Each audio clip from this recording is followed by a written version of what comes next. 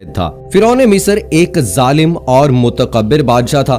اس نے کئی سال تک لوگوں پر حکمرانی کی اور اپنے ظلم و ستم کی وجہ سے وہ بہت مشہور ہوا۔ اس کی ایک بیوی تھی جن کا نام حضرت آسیہ رضی اللہ تعالی عنہا تھا، جو کہ ایمان لے آئی تھی، اور اس کے علاوہ فرعون کی اپنی کوئی اولاد نہیں تھی۔ اس زمانے کے لوگوں سے اپنے آپ کو ایک خدا کی طرح منوانے اور اس کی پوجا کرنے پر مجبور کر دیا کرتا تھا۔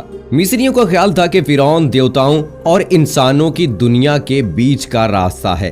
آسمانی حکمرانوں کے طور پر فرعون خدا کے حکم کا نجات دہندہ سمجھا جاتا تھا۔ فرعون نے جس قوم پر حکومت کی انہیں بنو اسرائیل اور قبطی بھی کہا جاتا ہے۔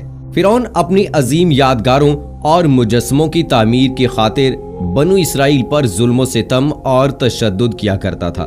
یہ خیال کیا جاتا ہے کہ اس روئے زمین پر فرعون کی موت سب سے افسوسناک موت تھی، کیونکہ اس نے اپنے آپ کو دنیا کا تخلیق کار سمجھنا شروع کر دیا تھا، اس لیے اب حقیقی رہتی دنیا تک عبرت کا نشان بنا دیا۔ فرعون کے زوال کا وقت تو اسی وقت شروع ہو گیا تھا جب فرعون نے ایک مرتبہ خواب دیکھا کہ بیت المقدس کی طرف سے ایک آگ نکلی جس نے سارے مصر کو گھیر لیا اور تمام قبطیوں کو جلا کر راکھ کر دیا، مگر بنی اسرائیل کو آگ سے کوئی نقصان نہ پہنچا۔ یہ عجیب و غریب خواب دیکھ کر فرعون پریشان ہو گیا۔ اس نے نجومی سے تعبیر معلوم کی تو انہوں نے بتایا کہ بنی اسرائیل میں ایک لڑکا پیدا ہوگا جو تیری بادشاہت ختم ہو جانے کا سبب بنے گا۔ یہ سن کر فرعون نے حکم دیا کہ بنی اسرائیل میں جو بھی لڑکا پیدا ہو اسے قتل کر دیا جائے۔ اسی طرح فرعون کے حکم سے 12,000 یا 70,000 لڑکے قتل کر دیے گئے۔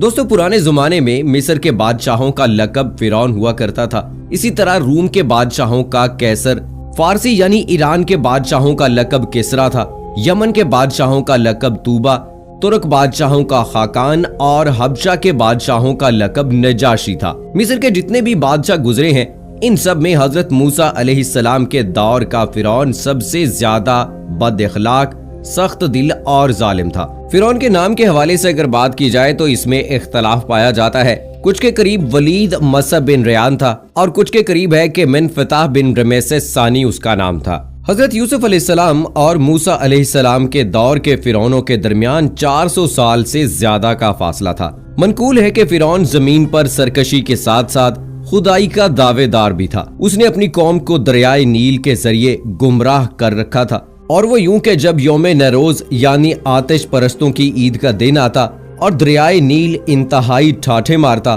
تو لوگوں میں یہ اعلان کر دیا جاتا کہ تمہارے لیے فرعون نے دریائے نیل کو پرجوش کر دیا ہے، لہٰذا تم اس سے سجدہ کرو۔ تو جاہل لوگ اس کی بات پر یقین کرتے ہوئے اس پر سجدہ کرتے۔ ایک سال دریائے نیل کا پانی کم ہو گیا تو اللہ تعالیٰ نے اسے پرشور موجیں مارنے کی اجازت نہ دی۔ لوگ بھوک کے سبب نڈھال ہو گئے اور قحط میں مبتلا ہو گئے۔ چنانچہ پوری قوم اکٹھی ہو کر فرعون کے پاس گئی اور اس سے مطالبہ کیا کہ ہمارے اہل و عیال، اولاد اور جانور سب ہلاک ہوئے جا رہے ہیں، اگر تم ہمارے خدا ہو تو دریائے نیل کا پانی جاری کرو۔ تو اس لعین نے جواب دیا، ایسے ہی ہوگا۔ پھر وہ اونی لباس کی بنی ہوئی ٹوپی اور راکھ بھری تھیلی لے کر ایک ویران جزیرے کی طرف چلا گیا جو اب تک مکیاس کے نام سے مشہور و معروف ہے، اور حکم دیا کہ اس کی رعایا اور قوم میں سے کوئی شخص اس کے پیچھے نہیں آئے گا۔ اس نے جزیرے میں داخل ہوتے ہی شاہی لباس اور سر کا تاج اتار کر اونی لباس اور بالوں سے بنی ہوئی ٹوپی پہن لی اور راکھ زمین پر بکھیر کر اس پر لوٹ پوٹ ہونے لگا اور روتے ہوئے بارگاہ الہی میں سجدہ ریز ہو گیا اور اپنا چہرہ راکھ پر لت پت کرتے ہوئے کہنے لگا، اے مالک و مولا، میں جانتا ہوں کہ تو ہی زمین و آسمان کا مالک اور اولین و آخرین کا معبود ہے، لیکن مجھ پر بدبختی غالب آ گئی۔ میں تیری نافرمانی سے سرکشی میں بہت آگے بڑھ گیا۔ تو میرا معبود ہے اور میں تیرا بندہ ہوں۔ تو نے میرے متعلق جو فیصلہ فرما دیا سو فرما دیا۔ مولا، اب مجھے میری قوم میں ذلیل و رسوا نہ کر، اور تو ہی سب سے بڑھ کر کرم فرمانے والا ہے۔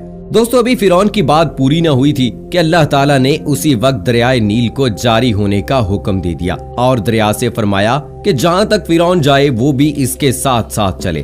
چنانچہ فرعون اپنی قوم میں اسی حالت میں جا رہا تھا کہ دریا کا پانی اس کے دامن کو تر کرتے ہوئے ساتھ ساتھ جا رہا تھا، اور لوگ اپنی آستینوں کو پانی اور کیچڑ میں ڈبو کر خوشی سے ایک دوسرے کو مار رہے تھے۔ اس وقت سے اب تک مصر میں خوشی منانے کا یہی طریقہ رائج ہے، اور اہل مصر इससे यौम नैरूज यानी दरियाए नील की तुग़यानी का दिन कहते हैं। दोस्तों, फिरौन अल्लाह ताला का दुश्मन था। जो लम्हा भर उसके लिए मुखलिस हुआ तो उसे बारगाही इलाही तलब के मुताबिक अता किया गया, उसकी पर्दा पोशी की गई और कौम में उसको जलील और रुसवा होने से बचा लिया गया।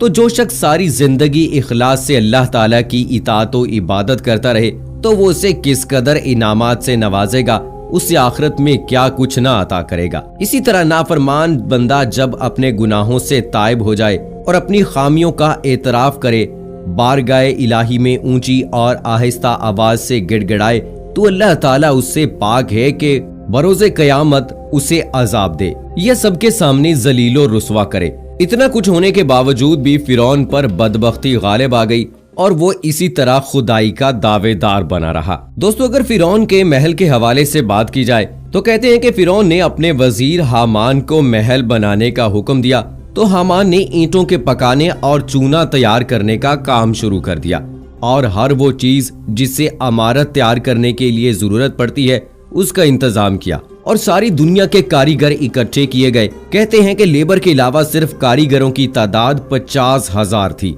7 साल के अरसे में वो महल तैयार हुआ और इसकी ऊंचाई इस कदर बुलंद थी कि जब से आसमान और जमीन पैदा हुए हैं उस वक्त से इसकी मिसाल नहीं मिलती और वो महल फिरौन की ख्वाहिश के मुताबिक तैयार हुआ था। जब उससे फारिग हुए तो ये हजरत मूसा अलैहिस्सलाम पर शाहगुजार हुआ। आपको दिली तौर पर सदमा हुआ। बस अल्लाह ताला ने हजरत मूसा अलैहिस्सलाम की तरफ वही भेजी कि इसको तर्क कर दो, इसके बारे में मत सोचो क्योंकि मैं उसे एक लम्हे में बर्बाद कर दूंगा। फिरौन और इसके खास लोग महल पर चढ़कर आसमान की तरफ तीर फेंकने लगे। जब वो तीर वापस आए तो वो खून आलूदा थे। ये देखकर फिरौन और उसके हवारी कहने लगे, तहकीक हमने मूसा अलैहिस्सलाम के रब को कत्ल कर दिया, नाउजुबिल्लाह। तो अल्लाह ताला ने जिब्राइल अलैहिस्सलाम को हुक्म दिया तो उन्होंने अपने पर मार कर इसके 3 टुकड़े कर दिए। उनमें से एक टुकड़ा समंदर में गिरा, एक टुकड़ा हिंदुस्तान में और एक टुकड़ा मगरब में गिरा। दोस्तों, एक रिवायत में ये भी आया है कि इन टुकड़ों में से एक टुकड़ा कौम फिरौन पर गिरा था जिससे 10 लाख फिरौनी लोग हलाक हो गए थे। और ये भी रिवायत है कि जो लोग इस महल को बनाने में शरीक थे इनमें से हर एक डूबकर या जलकर या किसी आफत से तबाह हुआ। और अल्लाह ताला ने फिरौन का महल सुबह सवेरे यानी तुलुए फजर और तुलुए आफ्ताब के दरमियानी वक्त में तबाह कर दिया। जब फिरौन ने देखा और अपने काम का बातिल होना मालूम हुआ तो उसने हजरत मूसा अलैहिस्सलाम से जंग शुरू कर दी। फिर अल्लाह ताला ने उनको मौजों से आजमाया और वो ये हैं असाई कलीमी, यदे बैजा, तूफान, टिड्डी, जुएं, मेंढक, खून, सूरतों का बदल जाना और दरिया का फट जाना। दोस्तों, फिरौन के महल के मुतालिक ये भी है कि फिरौन ने खुदाई के दावे से पहले महल बनवाया था और इसके बाहरी दरवाजे पर बिस्मिल्लाहिर्रहमानिर्रहीम लिखवाया था। जब उसने खुदाई का दावा किया और हजरत मूसा अलैहिस्सलाम ने इसको अल्लाह ताला पर ईमान लाने की दावत दी तो फिरौन ने सरकशी की। हजरत मूसा अलैहिस्सलाम ने अल्लाह ताला की बारगाह में अर्ज किया, ऐ अल्लाह, मैं बार बार इसे तेरी तरफ बुलाता हूँ लेकिन ये सरकशी से बाज नहीं आता, मुझे तो इसमें भलाई के आसार नजर नहीं आते। अल्लाह ताला ने फरमाया, ए मूसा, तुम इसे हलाक कर देना चाहते हो, तुम इसके कुफर को देख रहे हो और मैं अपना नाम देख रहा हूँ जो उसने अपने दरवाजे पर लिखवा रखा है।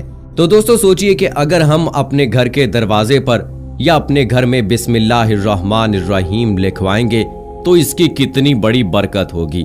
अल्लाह से दुआ है कि अल्लाह हमें अपने और रसूल अकरम सल्लल्लाहु अलैहि वसल्लम के बताए हुए तरीकों के मुताबिक जिंदगी गुजारने की तौफीक अता फरमाए।